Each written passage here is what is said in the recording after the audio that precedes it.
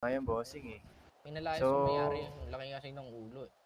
So, same na siya sa nag-trigger sa amin at na nag-alarm sa PD na may nagbubukas ng vault dyan. So, kailangan naming respond yan, which is kaya nga nandito kami ngayon. So, kailangan naming kapkapan kung sino yung nasa vicinity, na nasa labas o nasa loob, Angat mo to. kung saan Angat mo nag-alarm. yung ano mo, talisman mo. Paano kung tumatanggi kami magpakapkap, Uy, sir? angat mo yung talisman Mapipilitan mo. mo kaming pumasok dyan, bossing. Eh di Sir, pasok pumasok. lang ito. Alis na kami. Ay, ganun ba? Oo, sir. Ganun talaga, Papasok sir. kayo, sir. Sige, sir. Alis na kami.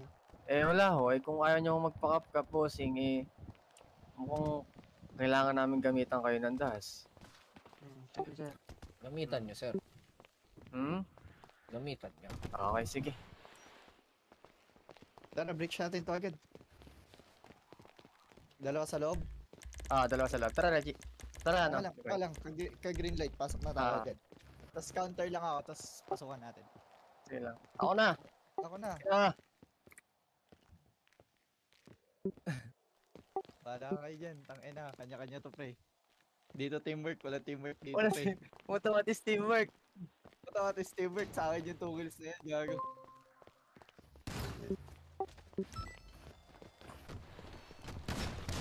Gago ka! Ba't ako napatay? Bobo ka! Gago, tadaan niya ako. What the fuck?